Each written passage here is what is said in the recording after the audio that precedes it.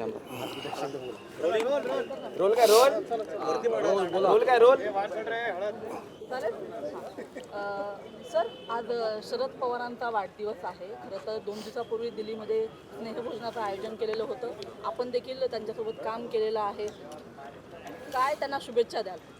साहेब हे लोकनेते आहेत. गेल्या अनेक वर्षांपासून संसदीय राजकारण असेल, राज्याचं राजकारण असेल, देशाचं राजकारण असेल आणि नॉनस्टॉप 85व्या वर्षीसुद्धा साहेब तितक्याच ताकदीनं काम करत आहेत. त्यामुळे आदरणीय साहेबांना शतायुषी होण्याच्या सर्वांकडून शुभेच्छा, राज्यभरातून शुभेच्छा येत आहेत. आम्ही त्यांच्या मार्गदर्शनात काम करू शकलो हे आमचं भाग्य आम्ही समजतो आणि पवार साहेबांसारखं आधारवड राजकारणात मिळणं हे फार कमी लोकांच्या नशिबी असतं. आम्ही त्या नशीबवानांपैकी एक आहोत. आज साहेबांचा 85वा वाढदिवस, त्यानिमित्त त्यांना भरभरून शुभेच्छा आम्ही ट्विटरद्वारे किंवा जे आमच्याकडून शक्य असेल त्याद्वारे देतो. दिल्लीमध्ये जे स्नेहभोजनाचं आयोजन होतं त्यानिमित्ताने पुन्हा एकदा 2 राष्ट्रवादी एकत्र येतील याची चर्चा सुरू होती. आज त्यांचा वाढदिवस आहे, या निमित्ताने तुम्ही काय सांगाल? 2 राष्ट्रवादी एकत्र येतील? साहेबांच्या दिल्लीच्या निवासस्थानी सर्वांना निमंत्रित केलं गेलं होतं आणि त्यामध्ये तो स्नेहभोजनाचाच कार्यक्रम होता. त्याला कुठला राजकीय अन्वयार्थ असेल असं मला वाटत नाही. आणि दोन्ही राष्ट्रवादी एकत्र येण्याबद्दल जे तुम्ही आता प्रश्न विचारला आहे त्यावर अंतिम निर्णय आदरणीय पवारसाहेब आणि आदरणीय अजितदादाच घेऊ शकतात. पण तुम्हाला वाटतं का एकत्रित आलं पाहिजे? प्रत्येक राष्ट्रवादी काँग्रेस पक्षाच्या प्रत्येक कार्यकर्त्याला वाटतं की दोन्ही राष्ट्रवादी एकत्र आल्या पाहिजे, पण अर्थातच तो निर्णय हा वरिष्ठांचा आहे. मेटकरी साहेब, सत्ताधाऱ्यांना निधी मिळतोय आणि विरोधकांना निधी मिळत नाही अशी ओरड असते किंवा स्थानिक आमदार विकास निधी मिळतो ना विरोधकांना.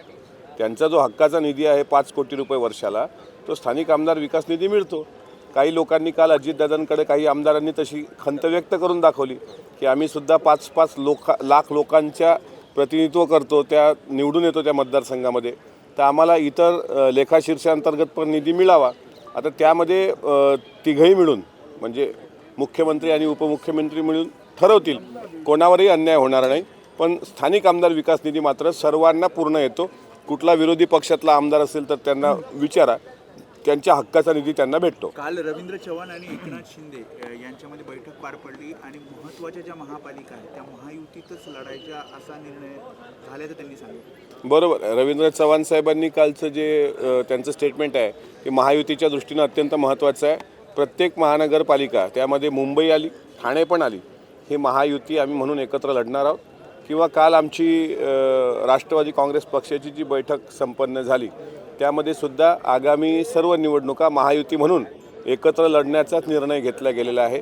पण जर कुठं असं वाटलं की स्थानिक ठिकाणी काही वेगळी युती करायची तर तो सर्वस्वी अधिकार त्या महानगरपालिकेतील तिथल्या पक्षाच्या वरिष्ठांना राहणार, म्हणजे जिल्ह्याच्या. केंद्रीय गृहमंत्री शिवराज पाटील चाकूरकर यांचं निधन झालंय. शिवराज पाटील चाकूरकर साहेबांनी पण अनेक वर्ष देशाचं राजकारण केलं. ते केंद्रीय गृहमंत्री होते. आज त्यांच्या निधनानं राजकारणामध्ये एक पोकळी निर्माण झाली. 2 दिवसांपूर्वी बाबा आढाव यांच्या निधनानं कामगारांचा आवाज हरवला आणि त्यांना भावपूर्ण श्रद्धांजली शिवराज पाटील चाकूरकर साहेबांना आणि बाबा आढाव यांना आम्ही दिलेली आहे. आणि निश्चितच त्यांच्या जाण्यानं राजकारणातला एक कोहिनूर हरवला आहे. सर, नाशिक महानगरपालिकेने एक प्रेस नोट काढलेली आहे. आपण जर पाहिलं तर सिंहस्थ जो कुंभमेळा होणार आहे त्यासाठी नवीन मलनिःसरण जो केंद्र आहे त्यासाठी जवळपास 1600 ती झाडं आहेत ती तोडण्यासाठी मंजुरी दिलेली आहे. झाडं तोडण्यानंतर म्हणजे जे काही नाशिक महानगरपालिकेनं केलं आहे याच्या बाबतीत कोणीही समर्थन करणार नाही. वृक्षप्रेमींच्या जो काही चिपको आंदोलन झालं, अनेक वृक्षप्रेमी पुढं आले, त्यानंतरही झाडं तोडल्या गेली. हे वृक्षप्रेमी म्हणून मला पण याबाबत वाईट वाटतंय. आता ते नवीन टेंडर निघतील, मलनिःसरणाचं टेंडर, स्वच्छतेचं टेंडर, कचऱ्याचं टेंडर, आता त्यावर मी काय बोलणार. काही दिवसांपूर्वी अजितदादा आणि रोहित पवार यांचा त्यांच्या वैयक्तिक लग्नामध्ये एकत्रित डान्स करताना व्हिडिओ व्हायरल झाला होता. नंतर सभापती राम शिंदे यांनी राजकीय डान्स एकत्रितच करतायत, काही वेगळे विचार नाहीत अशी टीका केली होती. काल 2 दिवसापूर्वी परत एकदा रोहित पवार आणि दादा एकाच चार्टर विमानानं नागपूरला दाखल झाले. असं आहे, दादाच्या मुलाचं लग्न आहे तर मुलाच्या लग्नात प्रत्येक वडील नाचतातच, बरोबर.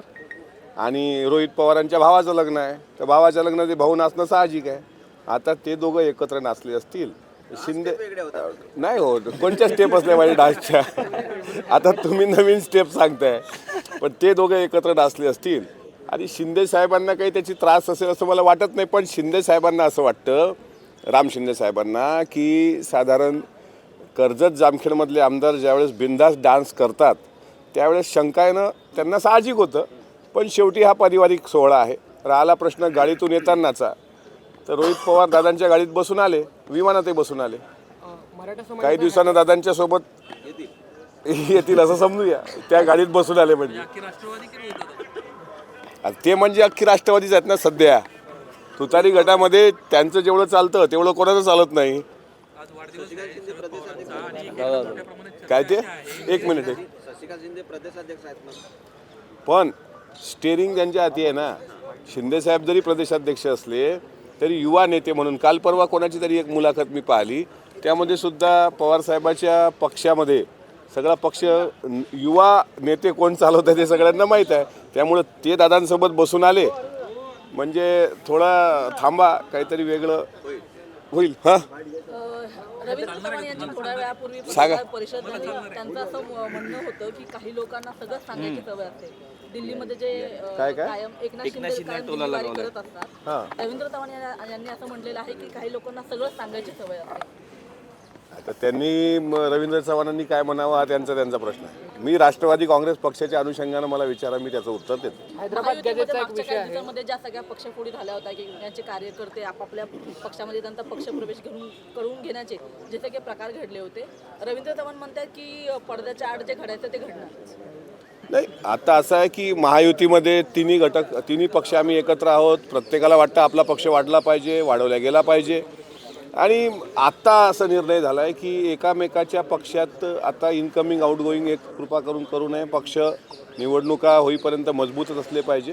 राहिला प्रश्न पडद्यामागून जे होण्याचा, तर पडद्यामागचं उत्तरच सांगतो.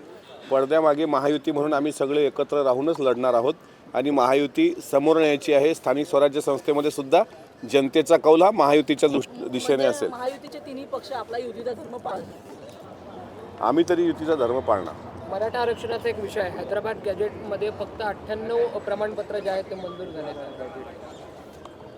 जवळपास 600 अर्ज गेले होते. कुणबी 98 की 48 98 की 48 की 98 98 कलेक्टरनी दिलाय का तसं?